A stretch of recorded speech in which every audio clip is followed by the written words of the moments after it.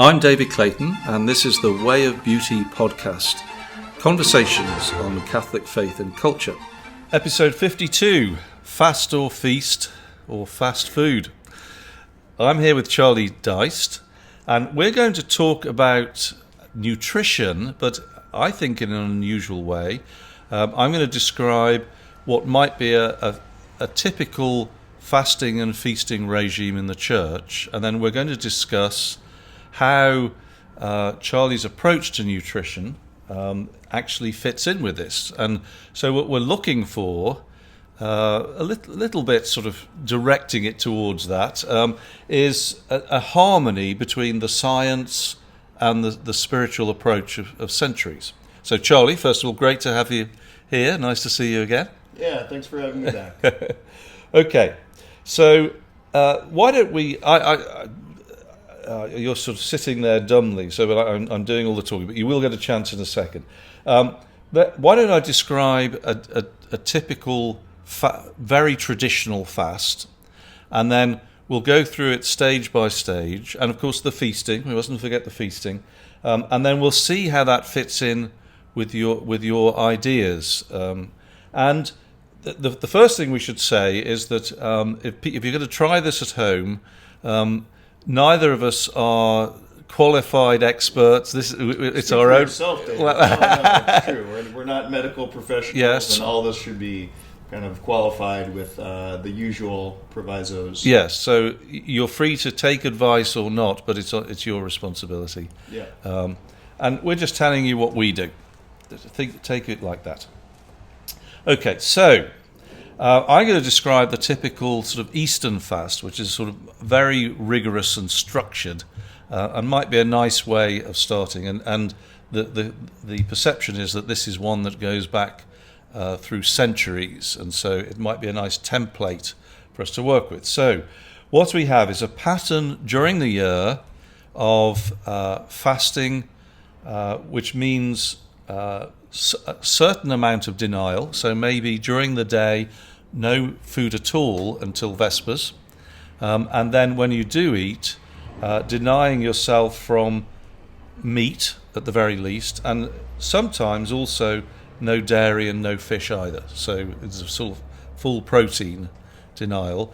Which step you take depends on where you are spiritually. I've tried to start doing this in recent years, and at age 57 and someone who hasn't grown up with this, I'm easing myself into the more difficult versions year on year. But so that's Wednesdays and Fridays during the year.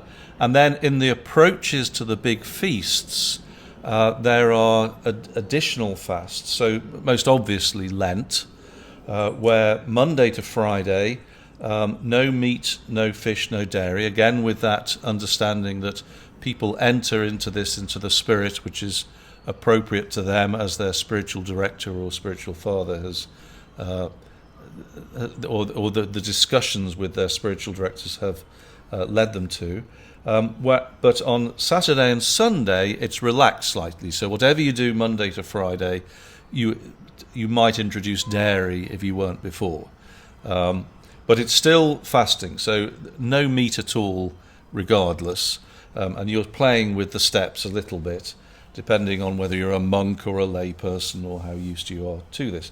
And then, during the course of the year, there are 2 or 3 great feast days, and there might be shorter fast periods. So Advent in the lead to Christmas, obviously, and then other feast days, there might be 10-day fasts as well, which typically are just more of the Wednesday to Friday fast. So they're not as deep as the Lenten fast, but they are extended, for 10 days or something like that. So we'll come back to that. Why don't we start with the year through the year routine, and you just tell us how that fits in with what you do with fat and protein and all your ideas. Yeah, in a way, I'd actually like to get away from the macronutrient discussion and focus on what you're talking about, which is the wisdom of the church. Yes, great. We can contrast it to, I think, 2 conflicting strands of conventional wisdom that dictate how people behave today. One is sort of the the diet mantra that you need to be constantly restricting calories, so it's eat less. And then the other is the reaction to this. People who try it find that very quickly they, become hungry. Some people even become cold, or they, lose their motivation. And these are things that no one can put up with for any extended period of time. Maybe an ascetic monk who's dedicated to practice and has that connection to God can do this. But if you don't have that, you're just going to find that eventually you get hungry. Yes. So the reaction to that has been there's nothing that we can really do. It's just it's all kind of futile, and it's eat everything all the time.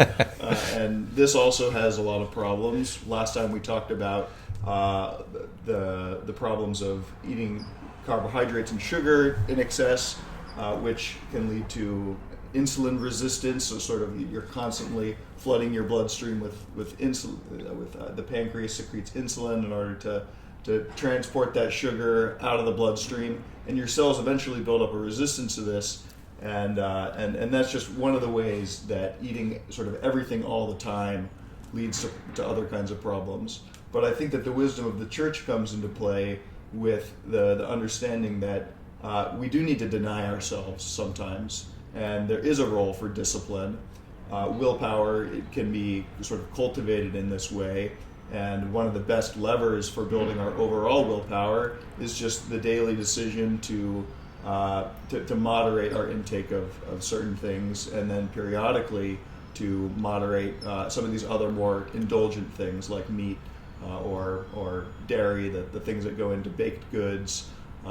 So I think that there's a lot of wisdom there, and people are starting to rediscover that, interestingly, from a secular point of view, and then that leads them to discover that this has been a religious tradition the whole time. Yes, you say from a secular point of view, their arguments typically come from an evolutionary philosophy, don't they? Right. This is what the caveman did, and try to fit it with their imagined pattern of life as it would have been before civilization. Before civilization, there was always the possibility of going an extended period without having food.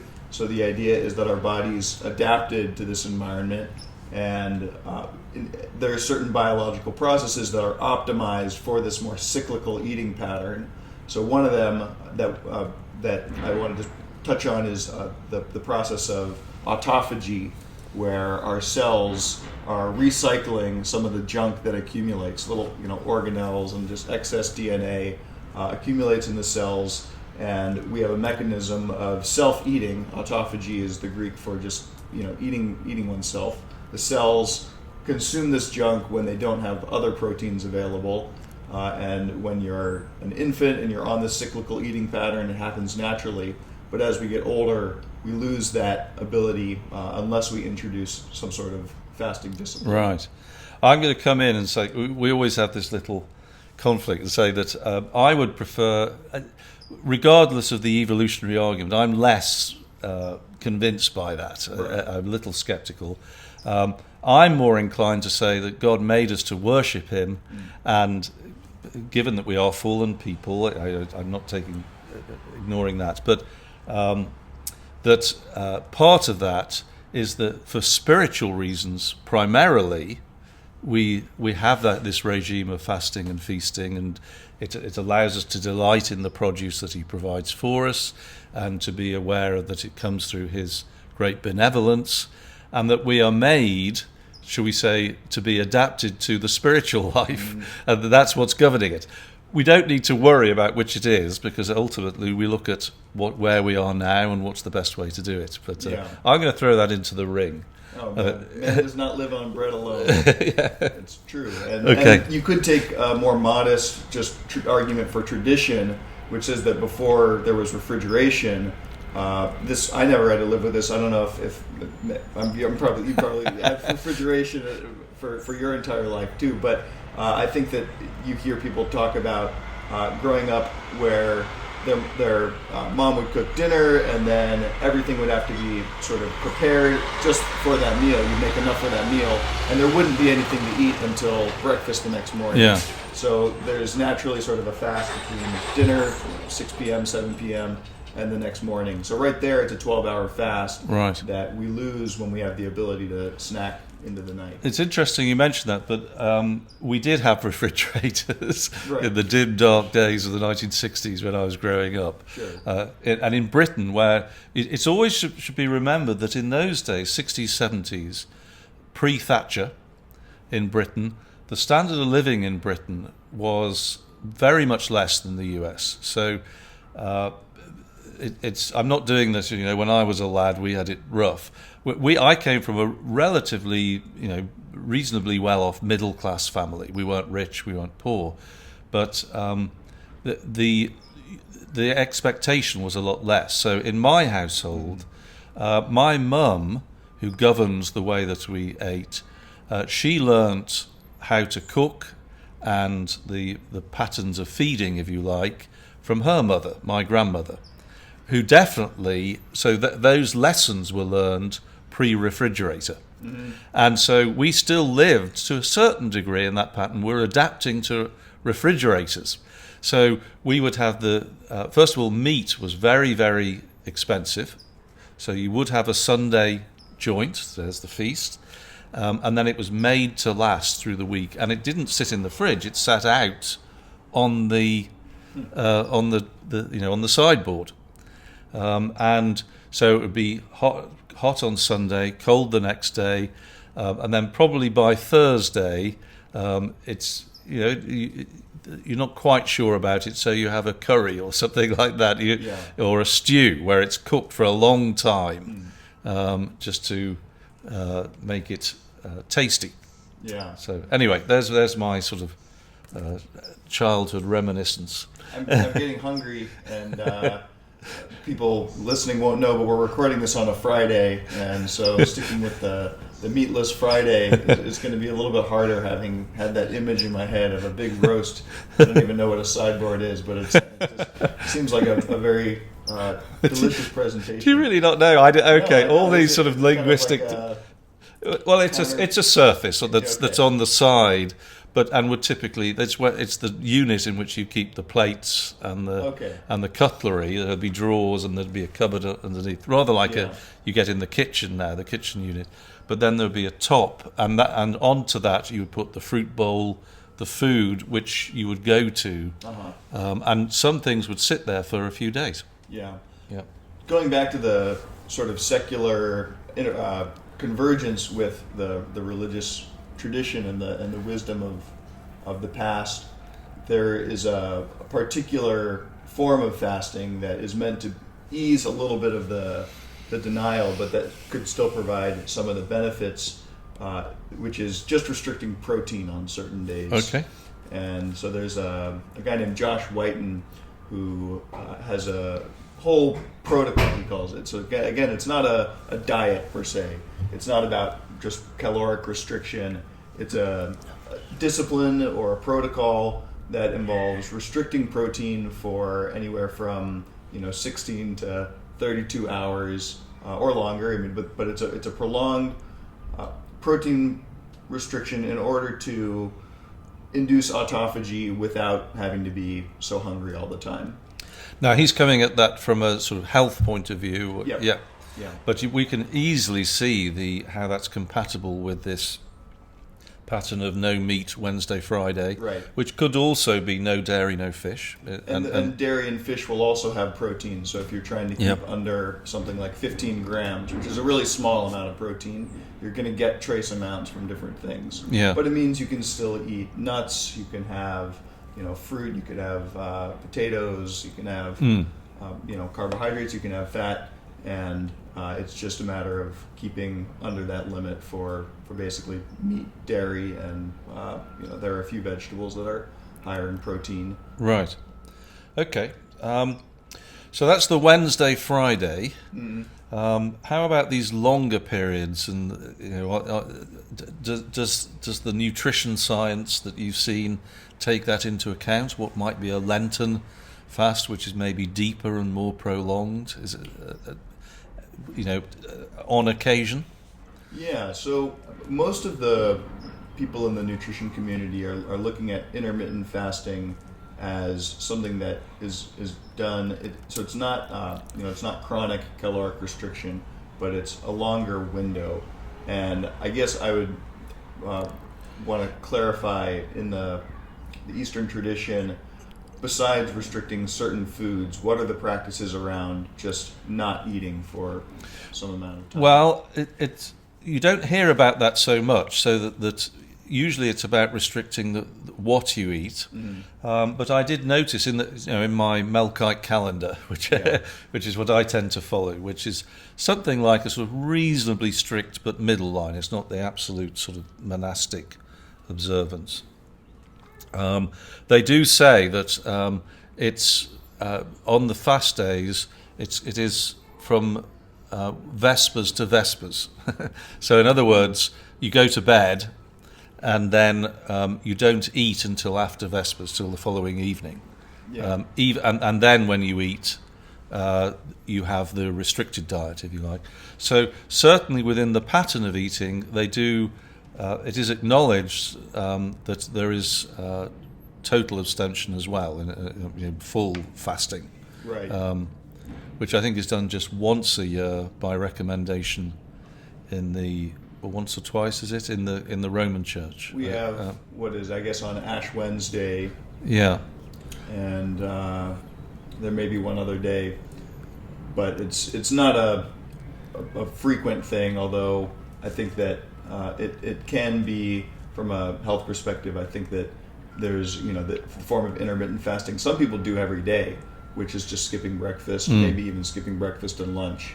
There was some military general who at one time was kind of popularizing the warrior diet, which is just eating one big meal for one big dinner and going through the whole day. I find that doesn't work that well for me. One thing that is possible cause for concern there is that a really big meal can do the same thing that carbohydrates do with your insulin levels. It spikes your insulin. Okay. And a lot of the health arguments around fasting revolve around insulin, so you want to keep lower levels of insulin. Insulin tends to, it's oxidative stress. It's sort of a general stress on the body that leads to aging and weight gain and things like that. Okay. So that's why you have your sort of coffee with cream, just sort of keeping you ticking along in that sort of abstention period, is it? Yeah, it could be. I think it prevents me from binging so much at the end of the day. And that is one thing, people, intermittent fasting is the buzzword, but no one talks about the flip side of intermittent gluttony, which is a danger to watch out for. That's sort of my feast. Yeah. A little too indulgent. Yes. I'm definitely an intermittent feaster. I had a huge appetite. I grew up. There were four of us, three lads, and then Ruth, our sister, was the youngest, of about a similar age. And basically, it was a race to eat because you knew there was never enough seconds for everybody, and so we all raced. Yeah. And that habit of eating fast and eating in everything that came in front of you lived with us, and so we all the three boys, or three men now, all have that. And one guy used to joke that just like cows have four stomachs, he thought the Claytons had an additional stomach where potatoes went selectively, so they could have room for everything else because we ate so much. One thing I've noticed is that since I've been moving towards the pattern which we discussed last time with don't be scared of fat, so have plenty of butter, cream, protein and vegetables, basically, and then reduce the carbohydrates and starch relatively. And what I found is that my appetite reduces, that I fill up much more quickly anyway, so it tends to regulate it in my case. I don't know. Yeah. If that's something you notice, or Yeah. I think that is a pretty reliable finding of people who switch to a high-fat diet, is that the fasting becomes easier, and it's easier to just eat within a shorter window within the day and then fill up and go until the next day. Right. So let's just come back to the pattern of fasting. So it sounds And feasting. Well, we'll focus on feasting. Let's do the feasting first before we sort of go sort of do a sort of general comment.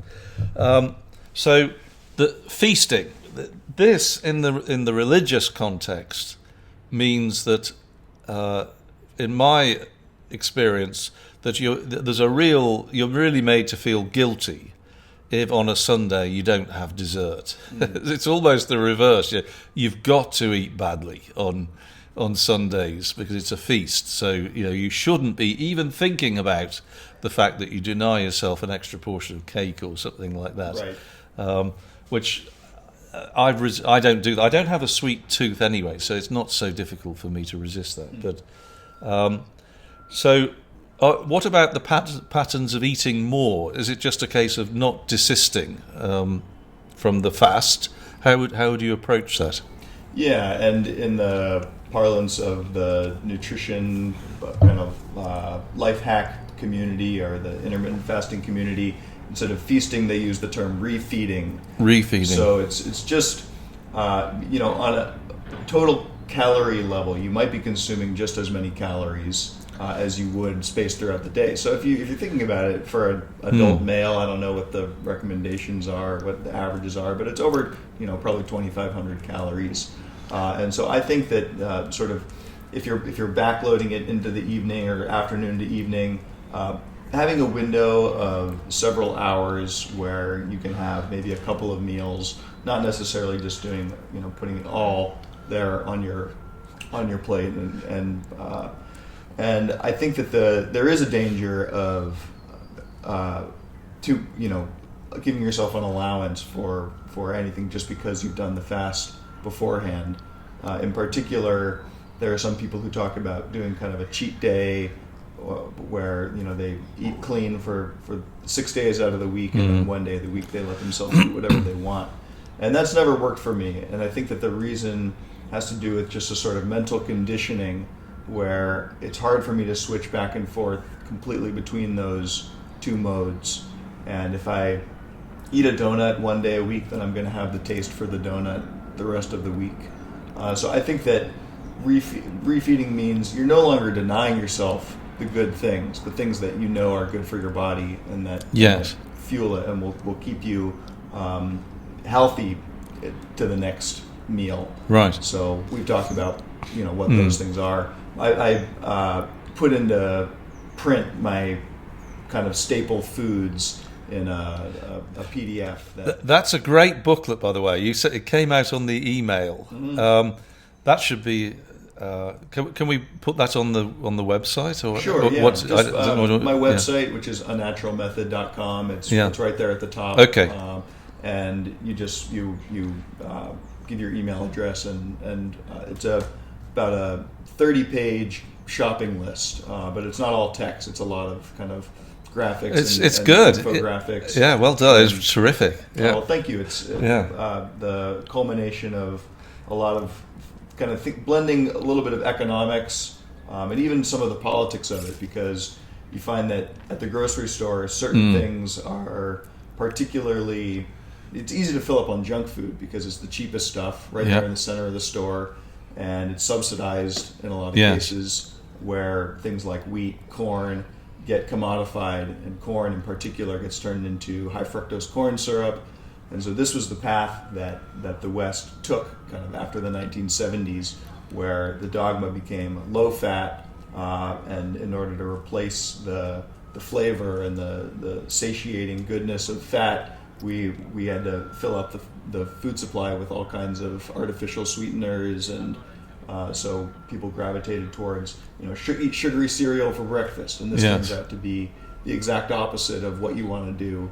And so we have a diabetes epidemic from people just constantly bombarding their cells with this supply of cheap glucose, which is not what our bodies are meant to thrive on. Right. One thing that's and it's also it's also kind of a guide to eating on a reasonable budget, because one thing, you get a degree of freedom if you're eating out less often, but still things like grass-fed meats. People assume that it has to be really expensive, but there are all these little shortcuts that I've learned. And so whether it's the $7 bag of 3-pound bag of blueberries at Costco, or the Kerrygold butter that you put liberally in your vegetables, it comes out to being a much, I think, more cost-effective diet. Yeah. Especially if you factor in the medical costs that you'll be paying if you don't get off of the standard American diet, or the SAD, SAD. Standard American diet. I have just got my Costco blueberries and a big tub of sour cream. And so I had my first sort of healthy dessert last night, which was great, actually. Yeah, it can be, once you recondition yourself to think about the whole health picture, then I think that it's more satisfying to eat something like that than a piece of cake. Right. Yes. Now, one thing that is worth exploring a little bit, I think, is the approach to carbohydrates. And this is something that quite often a sort of staple when you're in the fasting mode would be a big plate of pasta with a tomato sauce or something like that. So there wouldn't be protein in there, but you've got a very high carbohydrate. So not sugar. By the way, sugar... sweet things, we're asked not to take those, and even on the days when you're relaxing, Saturday and Sunday, don't have dessert is part of the recommendation. So their instincts are against the sugar as well, which is quite good, on the fast at least. But they're pretty relaxed about starch and carbohydrates and grains and that sort of thing. Now, how would eating those fit in with that pattern and your, from the nutritional point of view, ignoring the spiritual lessons? Yeah, there are a few different questions within that, and I think the first has to do with just grains as a category of food. What are grains part of a heart healthy diet, as the American the cardiologists basically tell us, or have been telling us.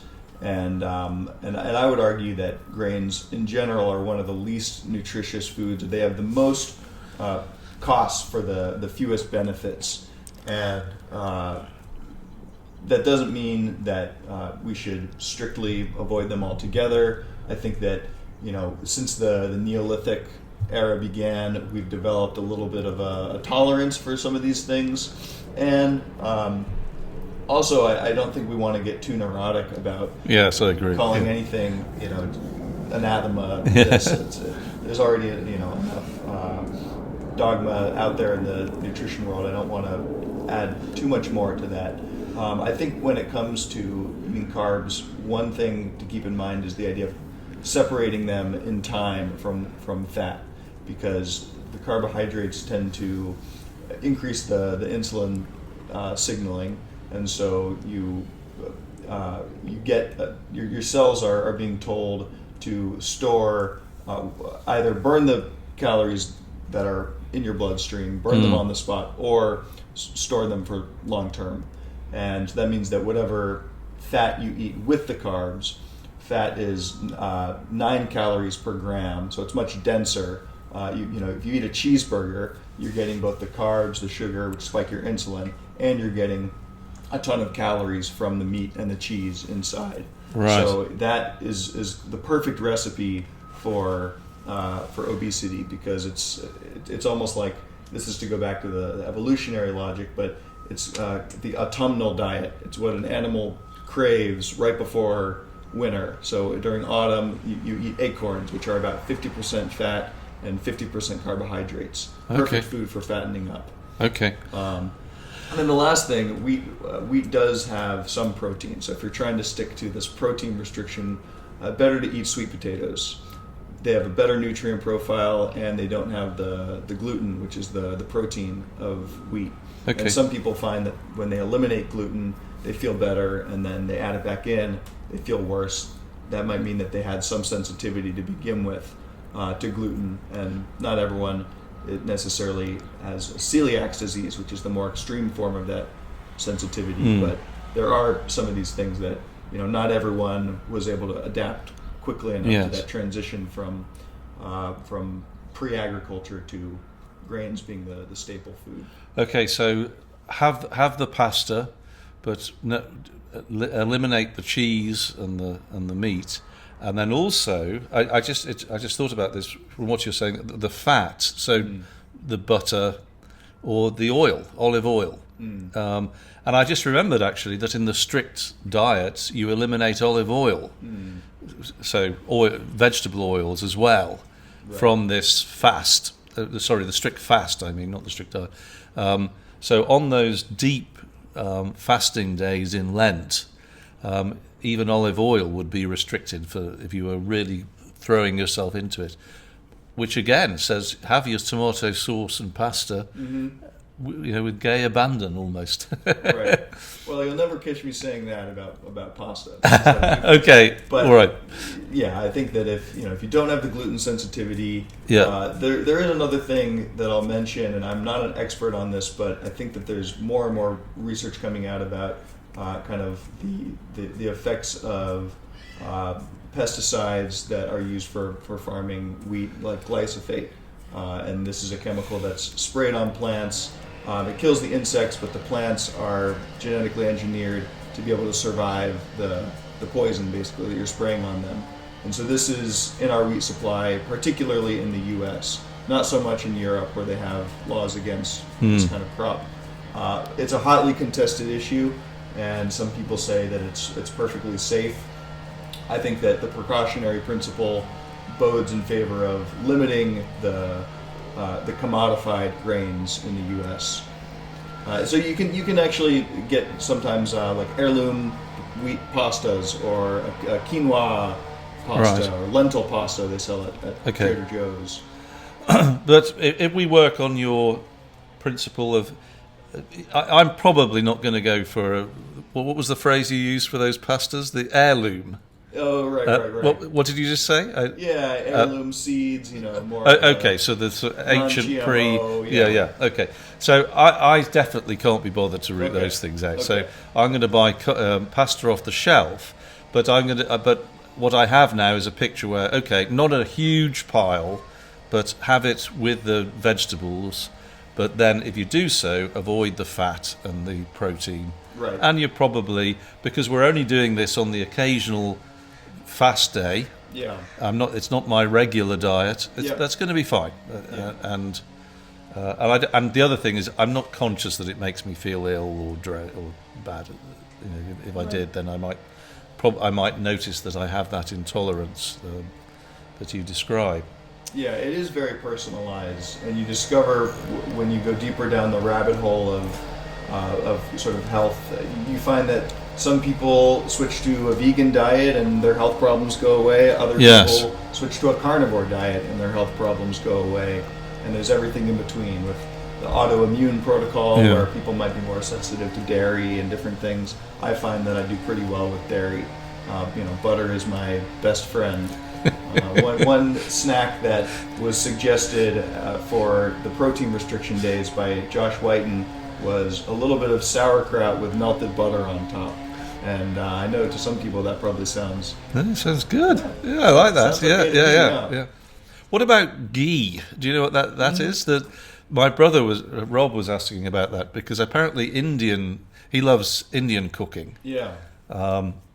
And curries and the like, and they cook in that butter. And apparently, you can fry at very high temperatures. So ghee is clarified butter, I think. Right. Is that right? Yeah. So how do we stand with that? Yeah, I love ghee. It's a little expensive, but it's delicious. It has sort of a sweetness to it, and it is better. I don't know if they've reduced the butter and take out. I'm not sure what they take out from it, but it's easier on people with certain food sensitivities because it doesn't contain the irritant that some dairy has. Right, and apparently it's good.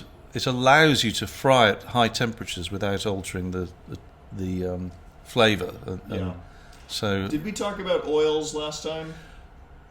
No, we didn't actually. Go into that, because I was thinking when I mentioned the olive oil of your reference to seed oils, and I think we had a conversation when I was just putting my canola in the frying pan in the Right. kitchen the other day. So, yeah, tell us about that. Yeah, Yeah. you can talk about good fats, bad fats, and my fake trademark good fats includes things like coconut oil, olive oil, butter, avocados, and avocado oil. These things that are derived from sort of whole foods are. What you want to avoid are the industrially processed seed oils. They call them vegetable oil, but they're actually made from soy. Canola oil is made from rapeseed. I don't know what a rapeseed actually is. I don't know if I've ever seen one or touched one, because they're not very good for much else. You wouldn't eat this Yeah. and think that there's a lot of nutrition in it. Okay. But when they put it through this process that includes bleaching, and then they press the oil out and have to wash it in all kinds Okay. of solutions. It creates canola oil that is not particularly stable when it's exposed to heat. And in the process of producing it and transporting it across the country, it oftentimes is getting heated up and cooling back down many times. And each time it does that, it kind of oxidizes the oil and makes it something that really, I wouldn't want to feed to my worst enemy. Knowing what I know about how much it can accelerate the aging process, it can thwart, the effort to lose weight. That's interesting. And in restaurants in particular, they use it as a deep fryer, and a lot of restaurants will not change that oil for months or even years. So they're cooking the Wow. Brussels sprouts or whatever, and so it's hard to avoid if you eat out. But at home, you can use these cooking oils that have a higher tolerance for heat, like ghee and coconut oil. Right. Olive oil is decent, but it's not as good. Ghee, apparently very often available from Asian. I'm British, so for us, when we talk about Asian, we tend to think of. I tend to think of Indian, Pakistani, origin.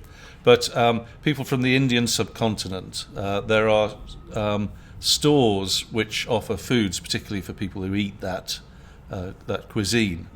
And We have some right here on San Pablo. do we? Okay, I'll ask you whether it is. Okay, so that apparently is where you get the ghee from. Rob was telling me. Yeah. So great. Okay. Ethnic grocery stores have a special place in my shopping guide because you can get a lot of really good deals. 99 Ranch is another one, the Asian grocery store. Okay. Very good deals on coconut milk. I didn't include this in the guide, but this is a little bonus. Chicharrones, pork rinds, which it sounds like a junk food, but it's just with one ingredient. It's pork skin, and it's Love air it. fried. It's not deep fried. Oh, what is that? Okay, this takes me back to the British pubs. Yeah.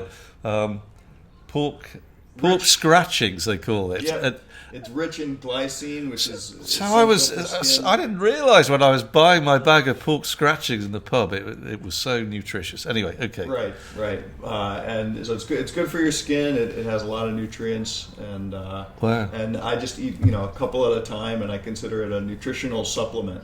That's a great snack as well, I bet. Okay. Indeed. Funny you mentioned the rapeseed. Okay, they grow that in Britain, and the thing about it is that it becomes a debate for sort of another point of conflict for ecologists and farmers, so that it, for a reason you might not expect, because it has an intense bright yellow flower. And so the British countryside where it's grown, the hills, instead of being the soft green, are bright yellow. And so at one level, people are saying, well, is this beautiful? And people are trying to work out, am I free to enjoy this? Because it looks yellow, it's a lot of flowers, and oilseed rape is the way that it's referred to as a crop. But I think a lot of other people feel, and I probably was inclined to this, that even though it is a crop and it's this yellow colour, it has something of the artificial look about it. And so I now feel sort of, yes, I feel free to condemn it based upon what you said. We shouldn't be growing that crop anyway. And furthermore, it leaves the landscape looking less beautiful than it did if you have the more softer. I would say that there is colour in the ordinary crops. I'm talking about the beauty of the farmed landscape now. Right.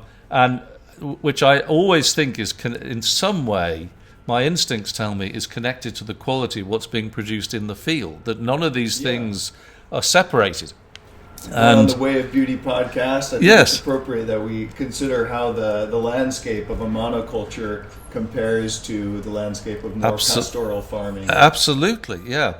And so what this says is that if you let people, if you stop trying to direct the diet, it's almost as if you let people, prior to being introduced to all this stuff. I mean, now we've got to go from where we are, which might cause problems, but the natural inclinations of people of 60, 70 years ago, if you let that be the demand, it would have, furthermore, probably ended up with people having better diets, and more beautiful countryside, and we shouldn't underestimate the quality of life. If the countryside looks beautiful and farmed, it's a bit like we're sitting here in the courtyard, and as you know, I'm always talking about the beauty of a garden. It has an impact on the quality of living, and these things are all interconnected, I think.